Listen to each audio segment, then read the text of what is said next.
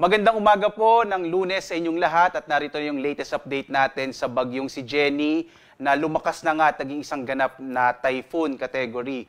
At sa ngayon, ang huling lokasyon ng bagyong Jenny ay nasa 655 kilometers silangan ng Apari sa lalawigan ng Cagayan. Taglay niya ngayon yung pinakamalakas na hangin na 120 kilometers per hour. Kaya ngayon ay nasa typhoon category na siya. At pagbugso na sa 150 kilometers per hour. Ang pagkilos ho nito ay pahilagang kanluran sa bilis na 10 kilometers per hour. Para ma-imagine ho natin kung ano ibig sabihin ng 120 kilometers per hour, kung sakaling ito ay tatama sa lupa hanggang signal number 4, yung itataas natin na tropical cyclone signal. At sa ngayon naman, base sa pinakahuling track natin na hindi pa naman natin ito inaasahang tatama sa anumang direktang epekto o tatama yung mata nito sa anumang bahagi ng ating bansa. Patuloy pa rin yung pag-iral ng southwest monsoon at ito magdadala ho, itong hangin habagat na magdadala ng mga pag-ulan, partikular na sa may kanlurang bahagi ng Southern Luzon, gayon din dito sa may bahagi ng Visayas at Zamboanga Peninsula. Sa lalabing bahagi ho ng ating bansa, inaasahan natin yung mga isolated rain showers and thunderstorms. Narito ho yung ating latest track ng bagyong si Jenny. Makikita ho natin sa ating track. Una po, ipapaliwanag ko, ito hong parang lumalaki o cone shape. Ito ay tinatawag na forecast confidence cone. Ibig sabihin sa mga susunod na araw, ito hong na nakita nyo, ito ho yung track niya, yung sentro ho ng track o yung mismong mata ng bagyo, posibleng matagpuan either ho dito sa may pinaka-northern part ng Taiwan o hanggang dito sa may Batanes. Habang tumatagal ho kasi, itong ating forecast confidence cone ay lumalawak dahil po pwede hong magbago yung mata o yung sentro kung saan pupunta ho yung sentro ng mata ng bagyo. So ipapaliwanag ko po, hindi ho lumalaki yung sentro ng bagyo, ang lumalaki ho yung lugar kung saan maaring makita yung mata ng bagyo sa mga susunod na araw. Kaya lagi ho tayong tumutok sa Pag-asa upang makita ho natin yung ating mga latest update kung nasaan na yung inaasahang magiging sentro ng mata ng bagyo. Mamayang hapon nga ho, inaasahan natin nasa 580 kilometers na ho silangan ng Akalayan, habang bukas sa 420 kilometers silangan ng Basco yung sentro ng mata ng bagyo. At 330 kilometers naman pag-araw ho ng Martes, yung sentro ng mata ng bagyo. Sa ngayon nga, hindi pa natin nakikita or maliit ho yung chance sa ngayon na tumama sa kalupaan ng Batanes. Maliban na lamang kung ito ay kikilos ho patimog.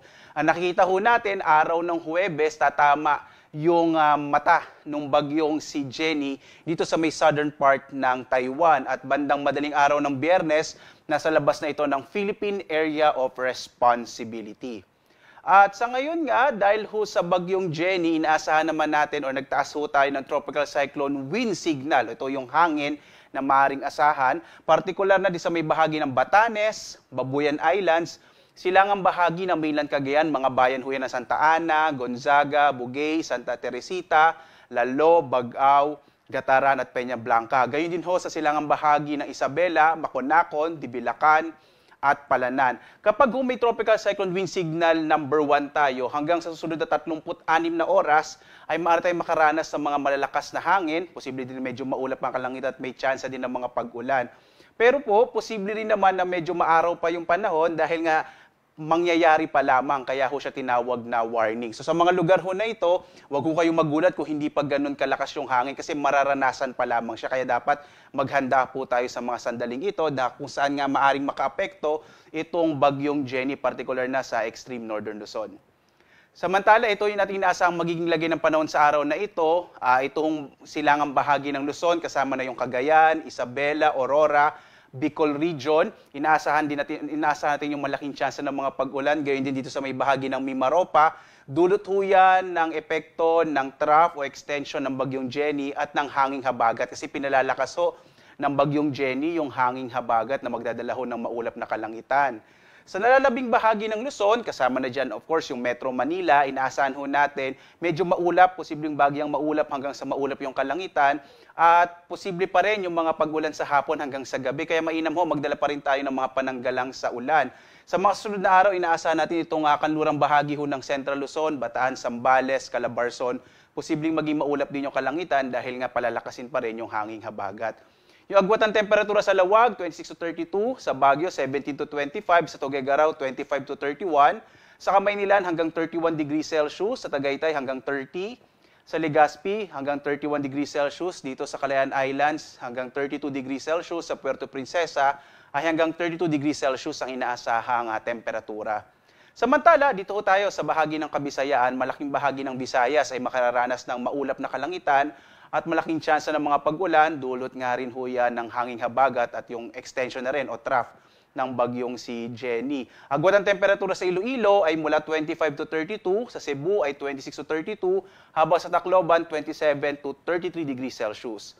Sa Zamboanga Peninsula, posible pa rin ho ang maulap na kalangitan dulot ng habagat, habang sa lalabing bahagi ho ng Mindanao ay mga isolated rain showers and thunderstorms naman na maranasan sa araw na ito. Agwat ang temperatura sa Zamboanga 25 to 32, sa Cagayan de Oro 26 to 32, habang sa Davao ay 26 to 32 degrees Celsius. Samantala ho, ngayong araw, may mga tsansa ng posibleng malalakas na mga pag-ulan, katamtaman hanggang sa malakas na pag-ulan sa Occidental Mindoro, hilagang bahagi ng Palawan at Western Visayas, dulot ho yan ng hanging habagat na pinalalakas ho ni Typhoon Jenny.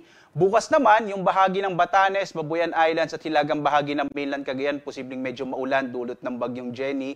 Habagat naman ang magpapaulan dito sa Occidental Mindoro, northern portion ng Palawan, posibleng no sa ilang bahagi ng Bataan at ng Zambales. At posible ho, dito sa mga lugar kung saan ho posibleng magkaroon ng malalakas sa mga pag-ulan, ang mga biglaang pagbaha at pagguho ng lupa, kaya iba yung pag-iingat ho, lalo na doon sa mga lugar na prone dito sa mga pagbaha, yung malaki yung tsansa ng mga pagbaha, lalo na kapag mga steep slope o masyadong matatarik na mga lugar, at saka medyo mabababang mga bahagi ng mga bayan o lalawigan na binanggit ho natin.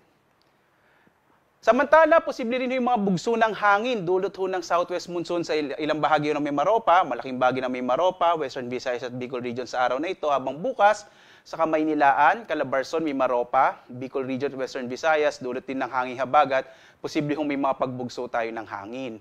Nagtaas din ho tayo ng gale warning dito sa may Batanes at Babuyan Islands. Inaasahan kasi natin na magiging maalon yung karagatan habang papalapit itong bagyong Jenny. Papalapit ho dito sa may extreme northern Luzon. Delikado pong maglayag yung mga maliit na sakyang pandagat at maliliit na mga bangka dito sa bahaging ng ating bansa sa may extreme northern Luzon, dulot nga ng malalakas na pag-alon ng karagatan. Samantala ho, patuloy tayong nagpapaalaala na lagi po tayong tumutok sa mga update ng Pag-asa. Naglalabas po tayo ng Tropical Cyclone Bulletin every 6 hours. Susunod ho, every 6 hours, so mamayang alas 11, meron tayong another update at yung mga weather advisories para sa habagat. Maglalabas po tayo mamayang alas 5 ng hapon. Samantala ho, or mamaya pong alas 11 ng umaga, meron po tayong weather advisories at meron din tayong mga thunderstorm advisory at heavy rainfall warning na ipinalalabas ng ating iba't ibang mga regional services division. Dito nyo malalaman kung saan magkakaroon ng mga thunderstorms, gaano katagal at gaano kalawak. At makikita ho ito sa iba't ibang mga social media platforms ng Pag-asa, dito sa X, sa Facebook, sa YouTube at sa ating website pag-asa.dost.gov.ph.